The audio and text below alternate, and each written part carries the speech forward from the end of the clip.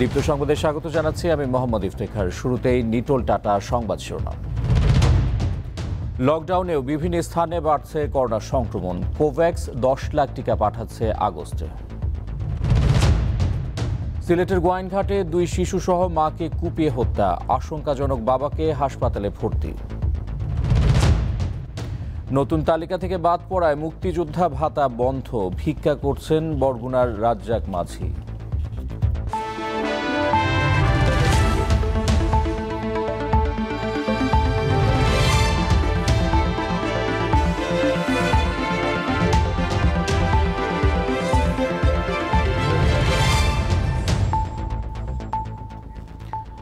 দেশের সীমান্তবর্তী জেলাগুলোয় করোনার সংক্রমণ বেড়েই চলেছে। রাজশাহী মেডিকেলে করোনার সংক্রমণ ও উপসর্গ নিয়ে মারা গেছে 13 জন।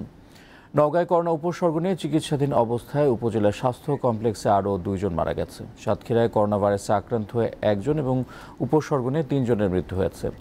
সাতক্ষীরা মেডিকেল কলেজ হাসপাতালে চিকিৎসাধীন অবস্থায় তারা মারা যায়। চুয়াডাঙ্গার সীমান্তবর্তী দামুড়হুদা উপজেলায় দ্বিতীয় দিনের মতো চলছে লকডাউন। উপজেলা প্রশাসনের পক্ষ থেকে সড়কে গাছের গুঁড়ি ফেলে ও বাঁশ টাঙিয়ে যানবাহন ও জনগণের চলাচল নিয়ন্ত্রণ করা হচ্ছে। আগস্টে কোভ্যাক্সের 10 লাখ টিকা আসবে বলে জানিয়েছেন স্বাস্থ্যমন্ত্রী জাহিদ মালিক। দুপুরে সচিবালয়ে সাংবাদিকদের স্বাস্থ্যমন্ত্রী জানান, চীন ও রাশিয়ার টিকা আনার বিষয়ে আলাপ আলোচনা চলছে, তবে চীনের তরফ থেকে এখনও কিছু জানানো হয়নি। মাসে 10 লক্ষ অ্যাস্ট্রাজেনেকা টিকা কোভ্যাক্স থেকে আমরা পাবো, সেই চিঠি আমাদেরকে দিয়েছে, আমরা পেয়েছি WHO-র কাছ থেকে এবং আশা করি এটা নিশ্চিত আমরা অগাস্ট মাসে 10 লক্ষ অ্যাস্ট্রাজেনেকা টিকা পাবো। আর অন্য টিকাগুলোর এখনো পুরোপুরি কোনো নিশ্চিত হয়ে আমি বলতে পারছি না যে কবে আসবে। সিলেটের গোয়াইনঘাটের ফতেহপুরে মা, ছেলে ও মেয়ের মরদেহ উদ্ধার করেছে পুলিশ। একই সাথে বাবাকেও গুরুতর আহত অবস্থায় উদ্ধার করে হাসপাতালে পাঠানো হয়েছে। সকাল 8টার দিকে গোয়াইনঘাটের ফতেহপুর ইউনিয়নের বিন্নাকান্দি দক্ষিণপাড়া গ্রামে এই ঘটনা ঘটে। পুলিশ জানায়, সকালে ঘুম থেকে উঠতে দেরি হওয়ায় প্রতিবেশীরা ডাকতে গিয়ে হিফজুর রহমান, তার স্ত্রী আলিমা, তাদের 10 বছর বয়সী ছেলে মিজান ও 3 বছরের মেয়ে তিশাকে গলা কাটা অবস্থায় দেখতে পায়। এদের মধ্যে হিফজুরের শ্বাস প্রশ্বাস থাকায় তাকে Sylhet MAG Osmani medical college হাসপাতালে পাঠায় স্থানীয়রা।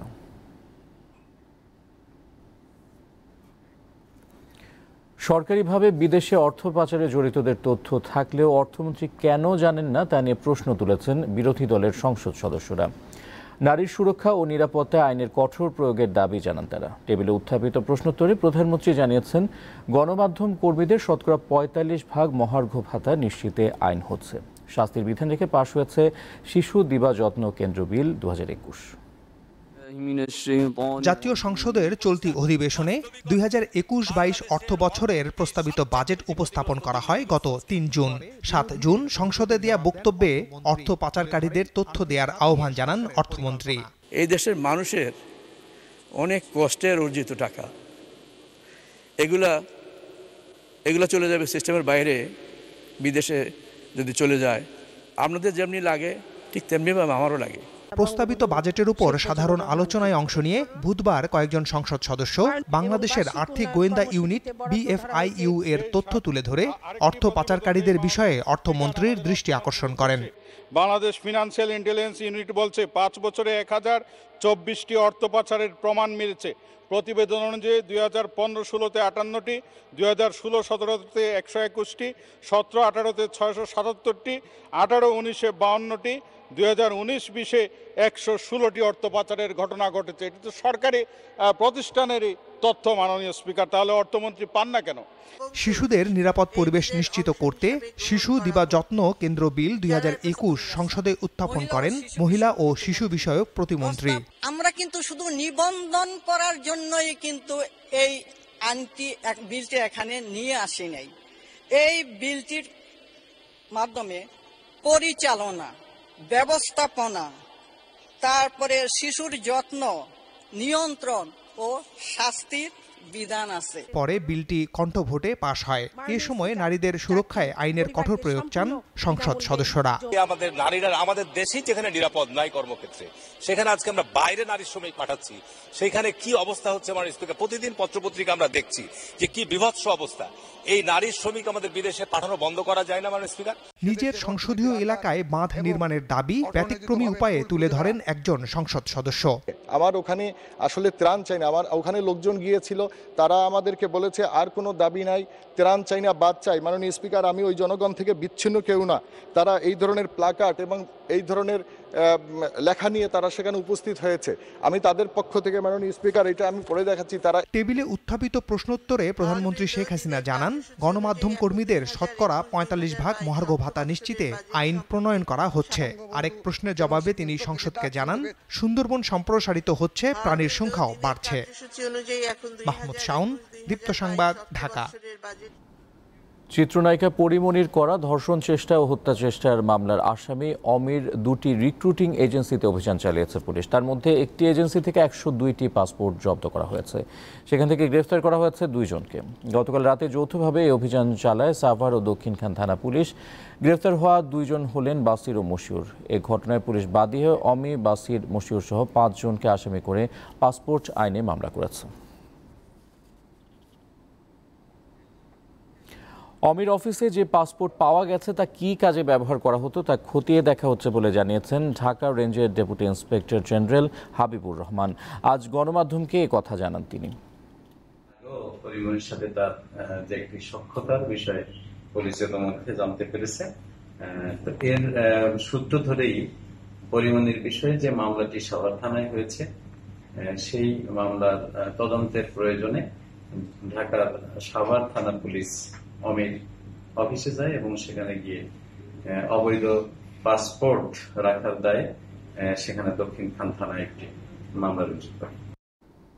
জীবন বাজি রেখে মুক্তিযোদ্ধাদের সহযোগী হিসেবে কাজ করেছিলেন বরগুনার রাজ্জাক।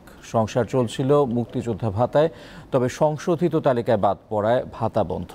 জীবিকার তাগিদে তাই বেছে নিয়েছেন ভিক্ষাবৃত্তি। বয়সের ভারে ঠিকমতো হাঁটাচলা করতে কষ্ট হয়, তারপরও জীবন সংগ্রাম থেমে নেই বরগুনা সদরের রাজ্জাক মাঝির। ৭১ মুক্তিযোদ্ধারা তার নৌকায় করে যেতেন ভারতে, প্রশিক্ষণ শেষ করে ফিরেও আসতেন। মুক্তিযোদ্ধার স্বীকৃতি পেয়েছিলেন রাজ্জাক মাঝি, তুলেছেন ভাতাও। তবে নতুন তালিকায় নাম নেই।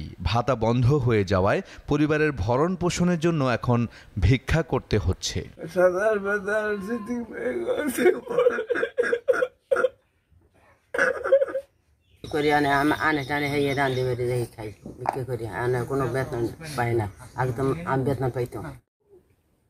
সংশোধিত তালিকা থেকে কেন বাদ দেওয়া হলো রাজ্জাককে, এই প্রশ্ন স্থানীয় মুক্তিযোদ্ধাদের। যদি ইন্ডিয়া যাওয়ার সময় যদি ওই সময় যদি গোলাগুলি করতো, তাহলে রাজ্জাক মাঝি আগে মারা যেত, পরবর্তীতে আমরা মারা যেতাম। সে বাজারে ভিক্ষা করবে কি, মানুষের কাছে হাত পাতবে? সরকারের এত সাহায্য সহযোগিতা দেওয়ার পরেও এটা আমাদের জন্য লজ্জাস্কর বিষয়। তবে সাবেক জেলা মুক্তিযোদ্ধা কমান্ডার জানালেন, নীতিমালার কারণে এমনটা হয়েছে। তো নীতিমালা কোথাও নাই যে মাঝিরা মুক্তিযোদ্ধা হবে, এবং উনি যখন গেছে ওনাকে আমরা তো ভাড়া দিছি, টাকা দিয়েছি। যদিও মুক্তিযুদ্ধ বিষয়ক মন্ত্রণালয়ে আপিল করা যাবে, এতে রাজ্জাক মাঝি স্বীকৃতি ফিরে পেলে যোগ্য সম্মান ও যথাযথ সুবিধা দেবে জেলা প্রশাসন। দীপ্ত বার্তা কক্ষ। এবারে কেওয়াই স্টিল চট্টগ্রাম সংবাদ।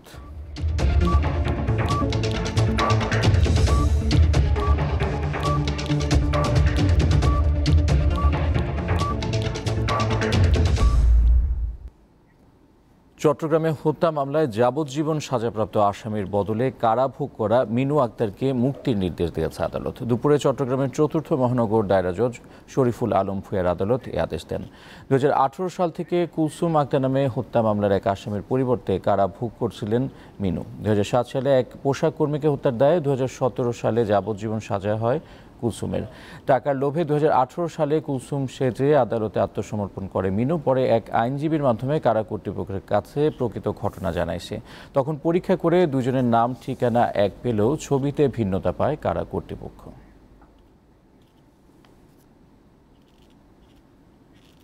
দীপ্ত সংবাদে নিচ্ছি বিরতি, সাথেই থাকুন।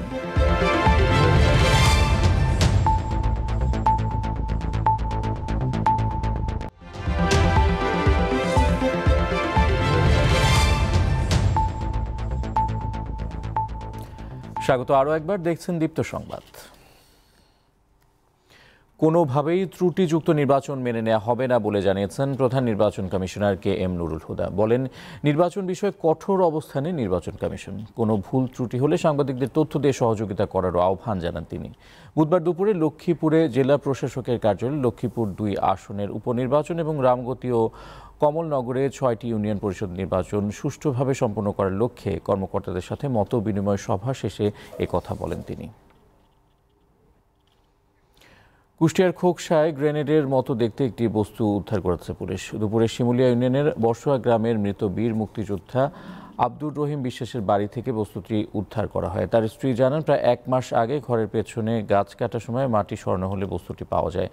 আজ স্থানীয়রা পুলিশে খবর দিলে বোমা নিষ্ক্রিয়কারী দল এটি উদ্ধার করে। প্রাথমিকভাবে ধারণা করা হচ্ছে মুক্তিযুদ্ধের সময় এটি ওইখানে ফেলা হয়েছিল। ঢাকার আশুলিয়া থানার শিমুলিয়া ইউনিয়ন ছাত্রলীগ সভাপতি রবিউলকে অস্ত্রসহ গ্রেফতার করেছে র্যাব। এ সময় তার কাছ থেকে একটি বিদেশি পিস্তল, ম্যাগজিন ও 2 রাউন্ড গুলি উদ্ধার করা হয়। র্যাব 4-এর সিনিয়র সহকারী পুলিশ সুপার সাজিদুল ইসলাম সজল জানান, মঙ্গলবার শিমুলিয়া এলাকায় অভিযান চালিয়ে রবিউলকে গ্রেফতার করা হয়। তার বিরুদ্ধে বিভিন্ন থানায় একাধিক মামলা রয়েছে। রবিউল অস্ত্র দেখিয়ে বিভিন্ন সন্ত্রাসী কর্মকাণ্ড করত। কেউ তার বিরুদ্ধে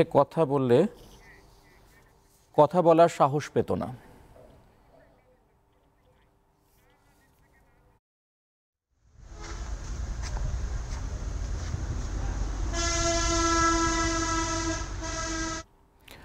মৌসুমি বায়ুর প্রভাবে উত্তর বঙ্গোপসাগরে বায়ুচাপের তারতম্য বিরাজ করছে এবং গভীর মেঘমালা সৃষ্টি হয়েছে। এতে বাংলাদেশের উপকূলীয় এলাকার উপর দিয়ে ঝোড়ো হাওয়া বয়ে যেতে পারে।